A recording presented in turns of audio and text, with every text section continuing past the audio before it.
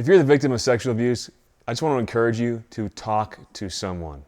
A lot of people who have been through this kind of thing, or you know what, really any issue you could think of or something that happened to them in their past, a lot of times people tend to isolate and they feel like they're alone, or like they don't want to look at the problem because that might mean something's really wrong with them if they have to go deal with it with a professional. Listen, if you've been through this, you are not alone. According to some estimates, 1 in 6 women have experienced attempted or completed rape, with most of them it being completed rape, okay? Over 10% of girls experience sexual abuse before they graduate high school, over 4% of guys. You are so not alone, all right? And bring people into that process with you. Talk to people. Remember this saying, it's a great saying, your head is like a bad neighborhood, don't go in there alone. Talk to somebody, talk to a professional. And when I say talk to a professional, talk to a counselor, make sure it's a good, normal counselor, because honestly, some counselors who have a whacked worldview might turn your brain to mush, okay? So you could talk to them, call them up to say, I want to screen you what about their ethical or religious views. Make sure you talk to a good, solid person. Now, a lot of people isolate, like I said, because they feel like they're alone, or maybe it's shame. Don't do that, okay? Some other people isolate because they think, I'm okay. I mean, really, it's not hurting me. All right, according to some studies, people who have been sexually abused are 3 times more likely to be depressed, 6 times more likely to suffer from post-traumatic stress disorder, 13 times more likely to abuse alcohol, and 26 times more likely to abuse drugs. Wow. See, this is not a problem or a wound that you could just forget about. It's not a wound that you could just kind of pray away and pretend it's not there. It's something that with the grace and help of God, you have to face in a very direct, very intentional way. And when we don't face wounds like that, very directly, very intentionally, we tend to look at all sorts of other ways from, those stats with drugs or alcohol or promiscuity. Some people fall into that. We look to other ways to medicate those wounds. The only way to deal with them is to face them head on with professional help, really sometimes, and with the grace and help of God.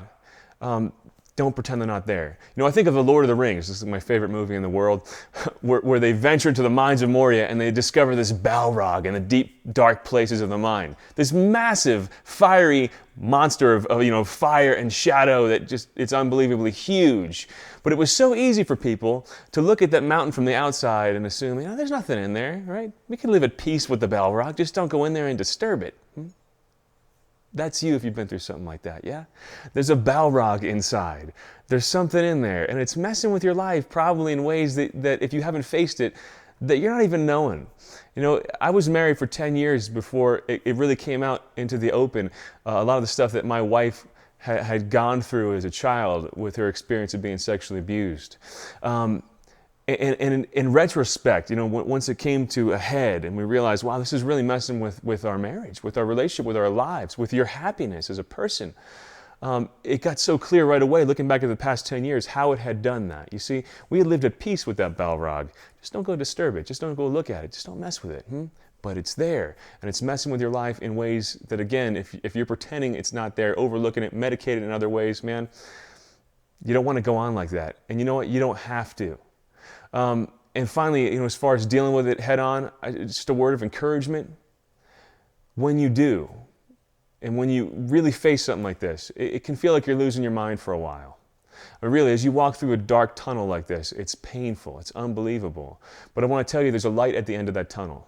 And when I look at my own marriage and how strong it is now, when I look at my own wife and how strong she is now, honestly, she's one of the most beautiful, strong people I've ever met. She has a grace and a beauty and a compassion about her. And that's not despite what she went through. It's precisely because of what she went through. St. Paul talks about how all things work out for the best for those who love and serve the Lord. He also said that we are more than conquerors in Christ.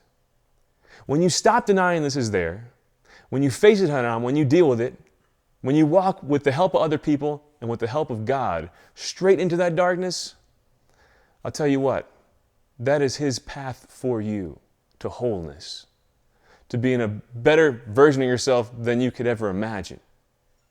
Not despite that, but because of that cross. Carry it. There's a resurrection on the other side. All right, face it, own it, heal it.